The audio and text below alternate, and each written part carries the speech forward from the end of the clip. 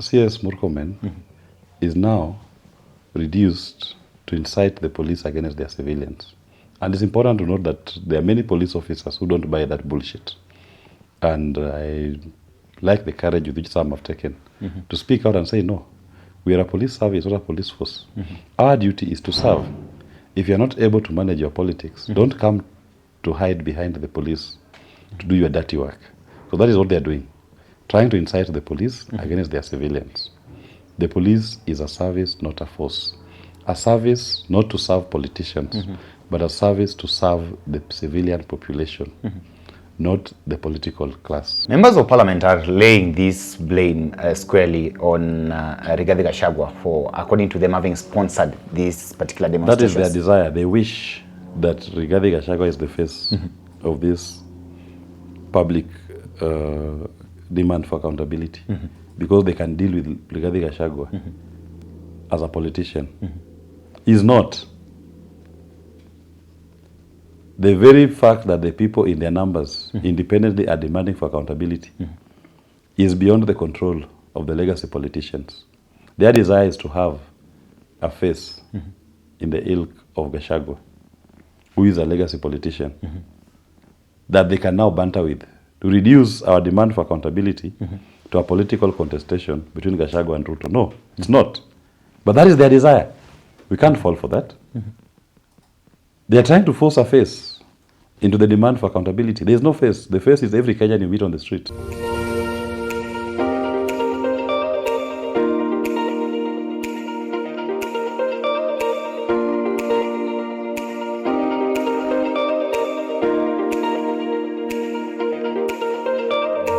Well, a very good day to you, ladies and gentlemen. Welcome to another episode of the Candy Talk here on Herman Manyora's YouTube channel. My name is Evans Okinyi. I'm glad that you're here with us. This fine evening, I'm joined here by my resident guest, Wakili Willis Otieno, who is a constitutional lawyer as well as the deputy party leader of Safina Party. Wakili, how are you? Fine, thank you. Yes. How are the affairs of your party? The party is strong. The party is revving to take off. Yes. How prepared are you for We are on the acceleration lane. How prepared are you for the next general elections? Very prepared. Safina is the future. Okay. It's the Noah's Ark. So to say, let's wait for Noah's Ark. I hope that this time around at least people will board the Ark. They will. The other one was boarded by just 2 people. No, I was building the Ark. Actually, Noah's Ark only had 2. It has saved humanity. It has saved humanity to date.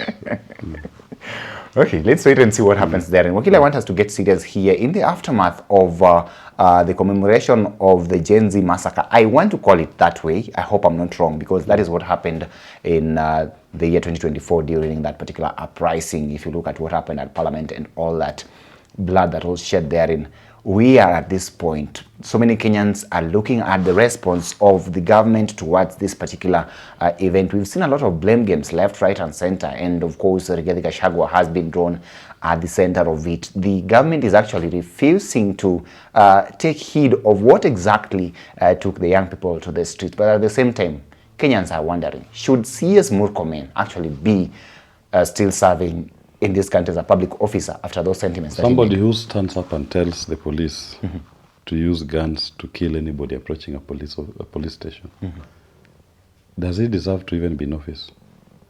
The very fact that the police are mowing our young people on the streets to death, would the one in charge of that police unit still be in office in a functioning democracy?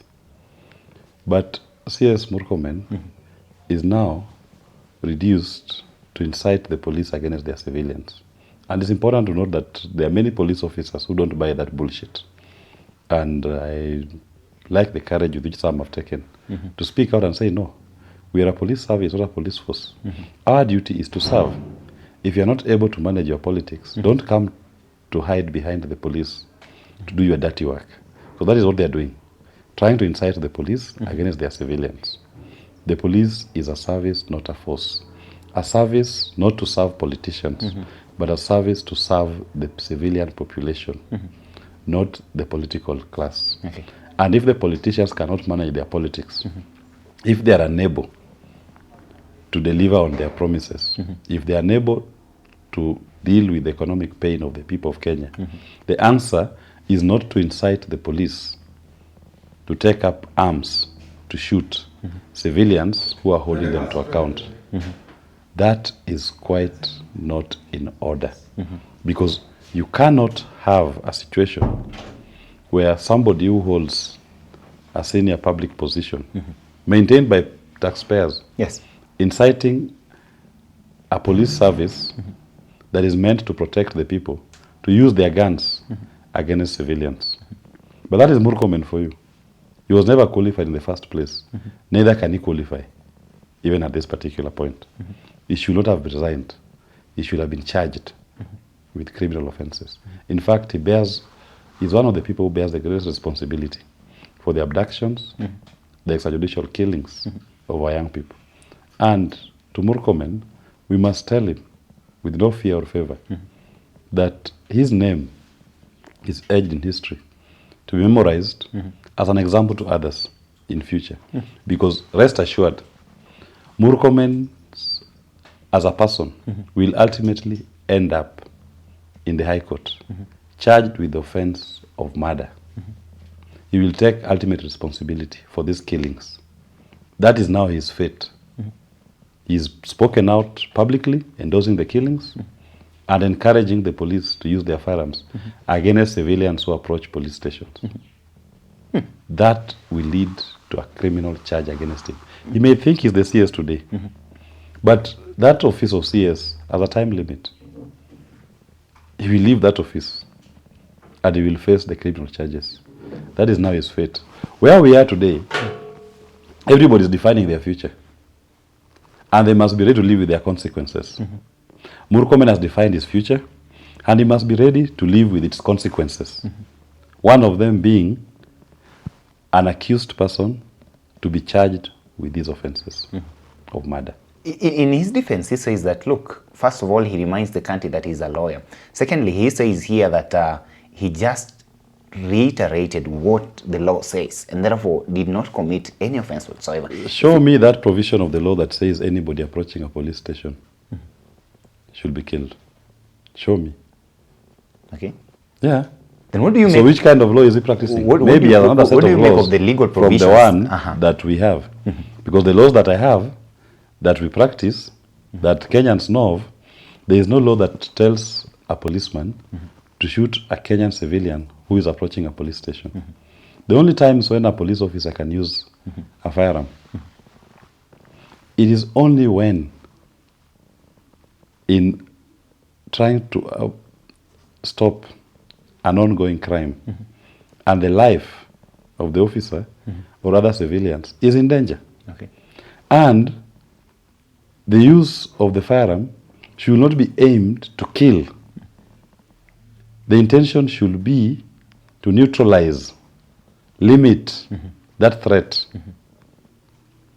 So you can even shoot in the legs if that is going to help to neutralize the threat.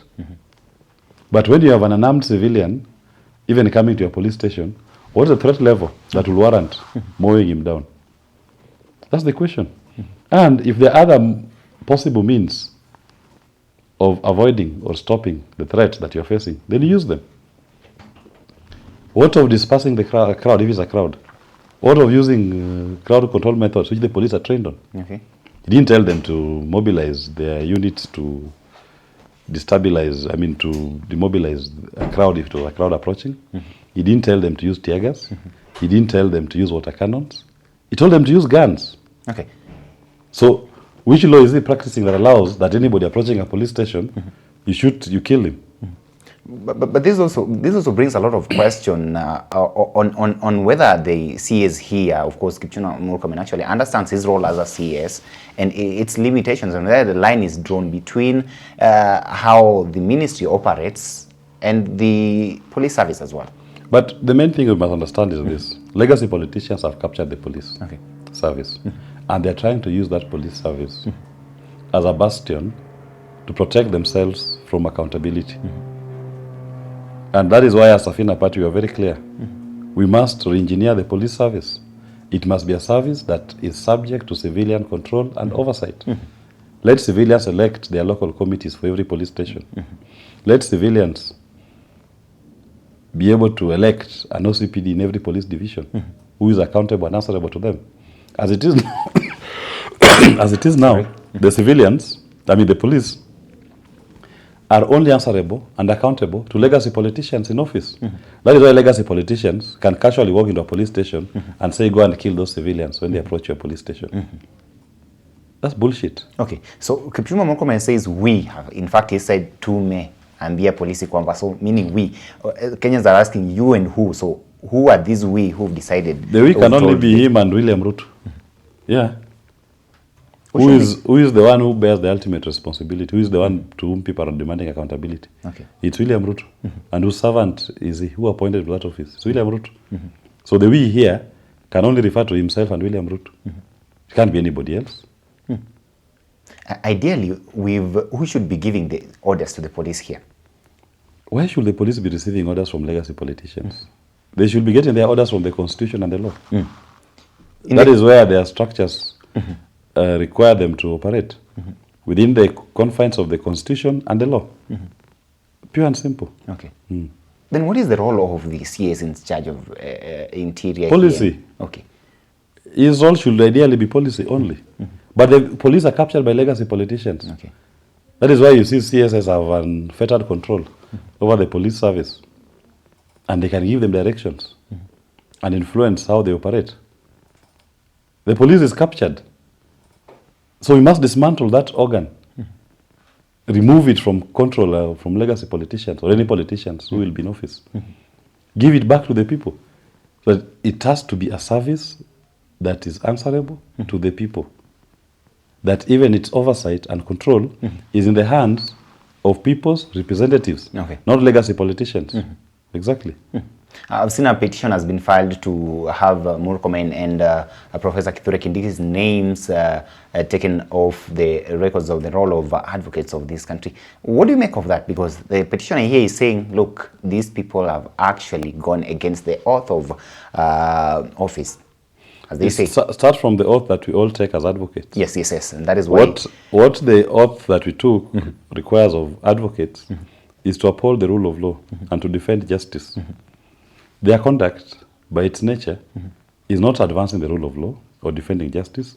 So why should they continue to be in the same bar like the rest of us? They've desecrated the oath.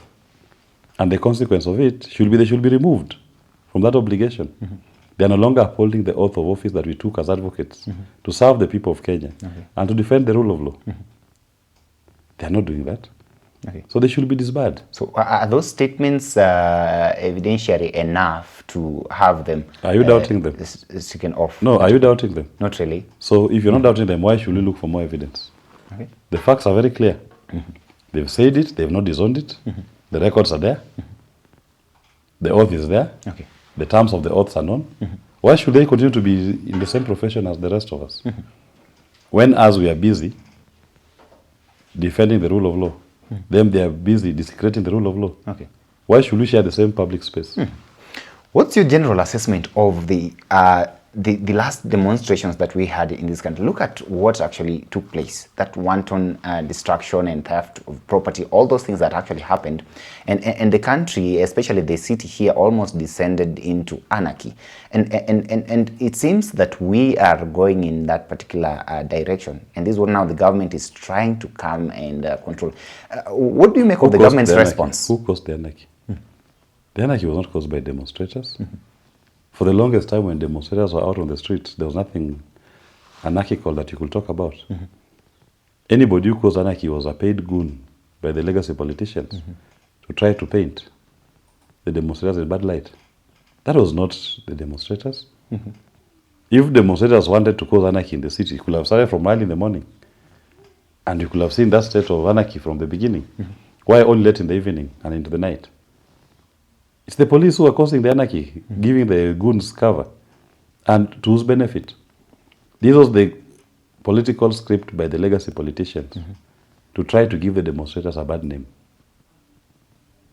By saying demonstrations are leading to loss, destruction of property.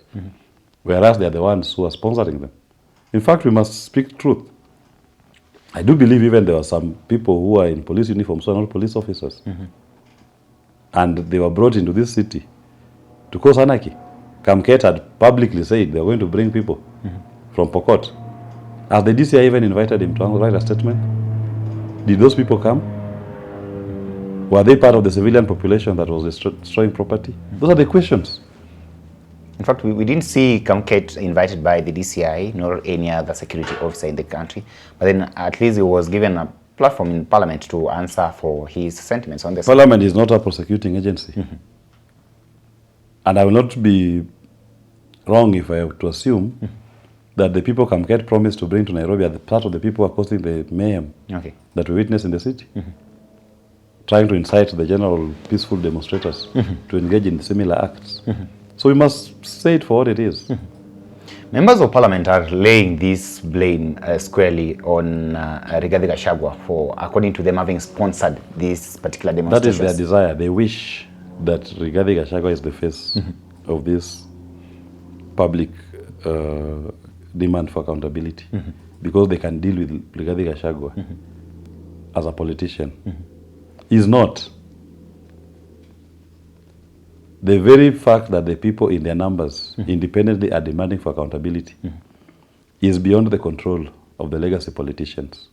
Their desire is to have a face in the ilk of Gachagua, who is a legacy politician, that they can now banter with, to reduce our demand for accountability to a political contestation between Gachagua and Ruto. No, it's not.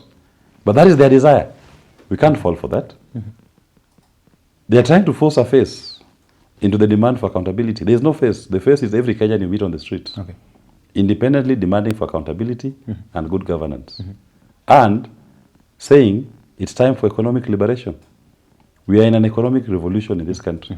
And the people are demanding for the bringing down of the system. This system has only served legacy politicians and not the people of Kenya. It must be brought down.